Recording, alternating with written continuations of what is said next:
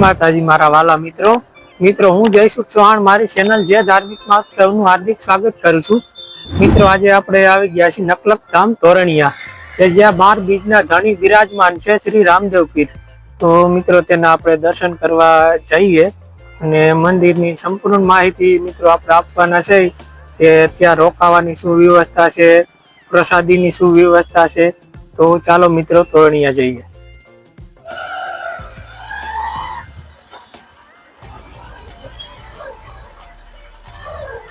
મિત્રો અહીંથી જુનાગઢ 20 કિલોમીટર થાય છે અને ધોરાજી 6 કિલોમીટર થાય છે। મારા વાલા મિત્રો, તમને વિડીયો ગમે તો ચેનલને લાઈક કરજો, શેર કરજો અને ચેનલમાં નવા હોય તો સબસ્ક્રાઇબ કરજો, જેથી કરીને મિત્રો હર નવો વિડીયો તમને પહેલા જોવા મળે।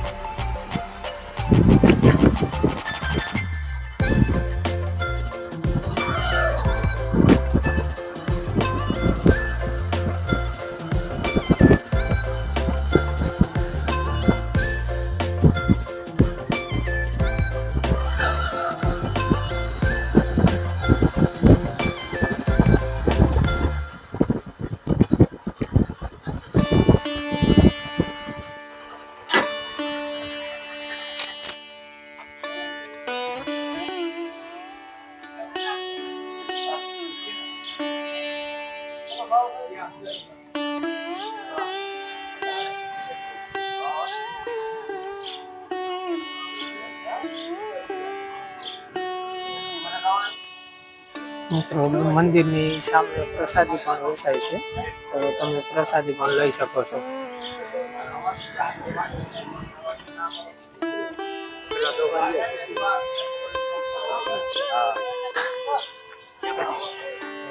બગીચો દેખાય, સુંદર મજાનો બગીચો છે મિત્રો।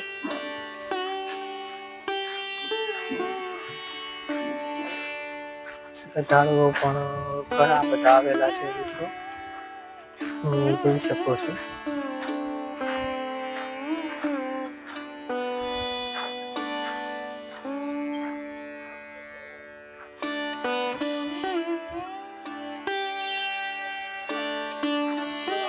તો મિત્રો બાપુ પધારી રહ્યા છે, તમે જોઈ શકો છો આપણી સામે। જય માતાજી બાપુ, જય માતાજી।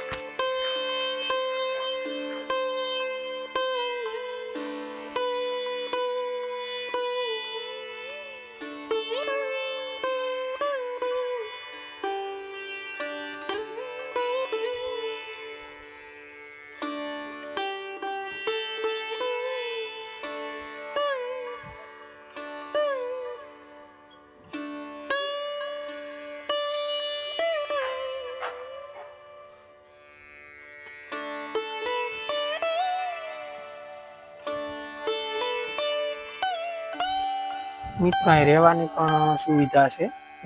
એસી વાળો રૂમ જોતો તો એસી વાળો, નોન એસી વાળો જોતો તો નોન એસી વાળો। તમારે જો અહીં મિત્રો મંદિરે દર્શન કરવા આવ્યા હોય અને રોકાવું હોય તો રહેવાની પણ સુવિધા છે, પ્રસાદીની સુવિધા છે।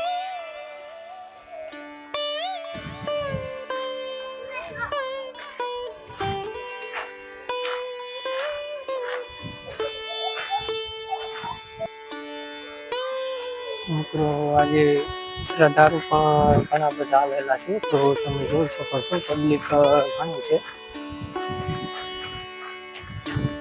તો આપણે મંદિરના દર્શન કરવા જઈ રહ્યા છીએ મિત્રો। તો વિડીયોમાં અંત સુધી જોડાયેલા રહેજો। વિડીયો તમને ગમે મિત્રો તો લાઈક કરજો અને કમ સે કમ 5 જણાને શેર કરજો મારા વાલા મિત્રો।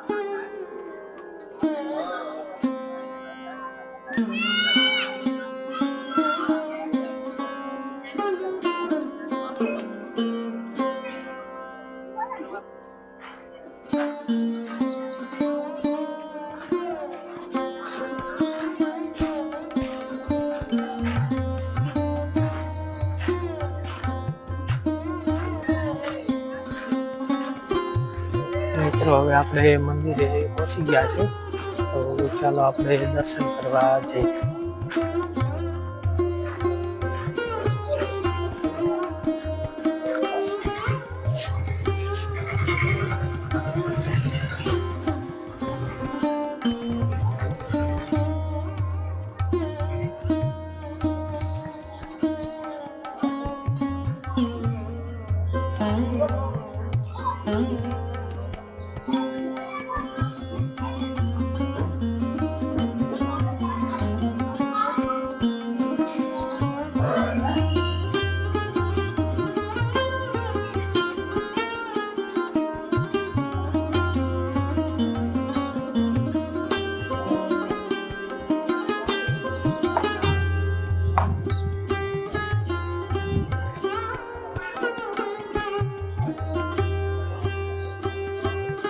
મહાદેવ બાજુમાં અન્નપૂર્ણામાં.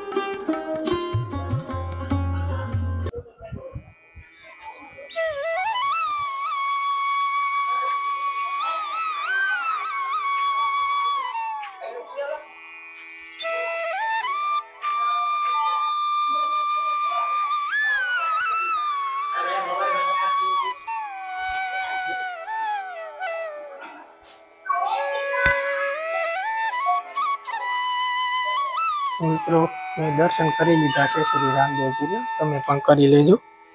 દર્શક મિત્રો બધાએ દર્શન કરી લેજો. મિત્રો એક બાજુમાં બીજું પણ મંદિર આવેલું છે, તો ત્યાં પણ આપણે માતાજીના દર્શન કરી લઈએ. મિત્રો હજી એક બાજુમાં અન્નપૂર્ણા માતાજીનું મંદિર છે, તેના પણ આપણે દર્શન કરી લઈએ. સંતોષીમાં છે, શીતળા માતાજી છે, મેં કરી લીધા, તમે પણ કરી લીધા.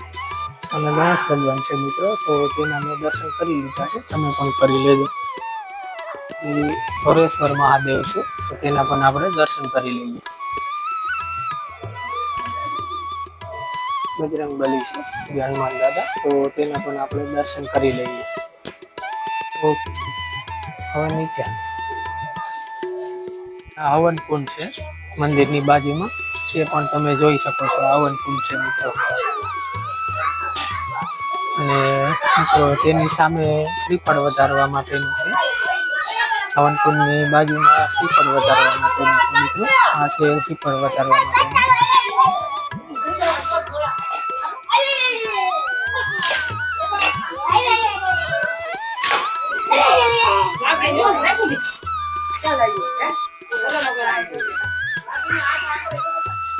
મિત્રો અહીંયા પરમ પૂજ્ય સંત શ્રી સેવાદાસ બાપુનું મંદિર છે, તો તેના પણ આપણે દર્શન કરી લઈએ.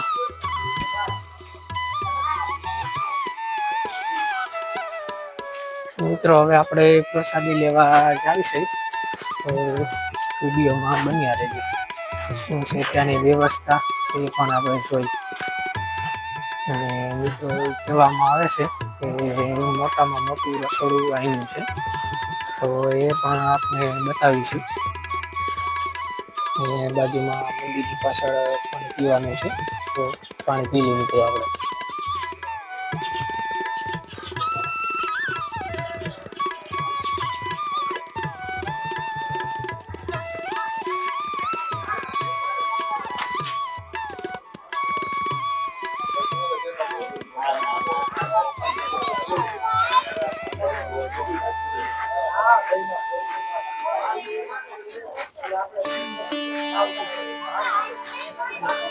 ભોજનાલય મિત્રો મંદિરની બાજુમાં જ આવેલું છે. મિત્રો અત્યારે આપણે પ્રસાદી લેવા જાય છે, તો બપોરનો સમય છે, 11:30 થી 1:30 સુધી અને સાંજનો સમય છે 7:30 થી 9 વાગ્યા સુધીનો મિત્રો. તો ચાલો મિત્રો અંદર જઈએ અને પ્રસાદી લઈ લઈએ.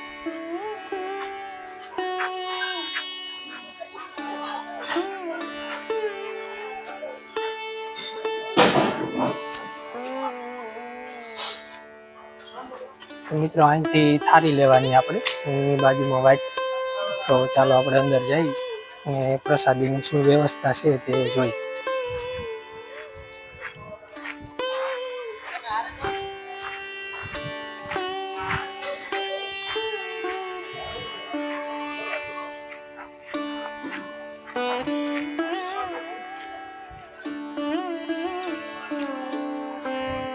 મિત્રો આ છે પ્રસાદીનું, તમે જોઈ શકો છો.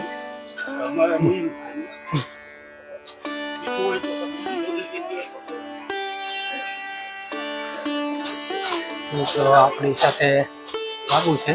જય માતાજી બાપુ. અમારી દર્શક મિત્રોને અહીંની પ્રસાદી વિશે બે વાત જણાવશો.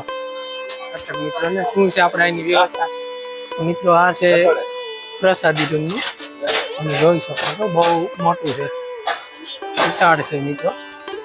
ને અહીંયા મિત્રો અષાઢી બીજને દિવસે હજારોની સંખ્યામાં શ્રદ્ધાળુ હોય. પ્રસાદી રૂમ છે મિત્રો. તો અત્યારે પ્રસાદી મિત્રો ચાલુ જ છે, તમે જોઈ શકો છો મિત્રો. આપણે પણ પ્રસાદી લેવાના છે મિત્રો. પ્રસાદી અત્યારે ચાલુ જ છે મિત્રો.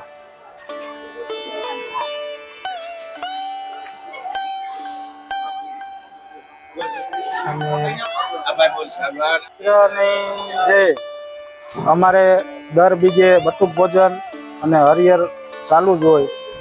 1000-2000 માણસો હોય દર બીજે. અષાઢી બીજ છે, મા બીજ, અમે બધી બીજું સેવાદાસ બાપુની તિથિ ઉજવી, ભાદરવા મહિનાના નોરતા, આવું બધું અહીં ઉજવી. અન્નક્ષેત્ર અમારે 24 કલાક ચાલુ જ હોય. હરિદ્વાર આશ્રમ છે, રણુજા આશ્રમ બને છે નવો, અને આ તોરણિયાની અંદર આ સમૂહ લગ્નનું આયોજન કરતા હોય બાપુ. હા, મોટું રસોડું, મોટું રસોડું અમારે અહીંયા તોરણિયા ધામની અંદર હલાવી રહ્યા છે. અમારે ભરત બાપુ, કોઠારી બાપુ છે, ધમ બાપુ છે, હરિઓમ બાપુ છે. હા, બધાને સદદેવ વિદા. બીજું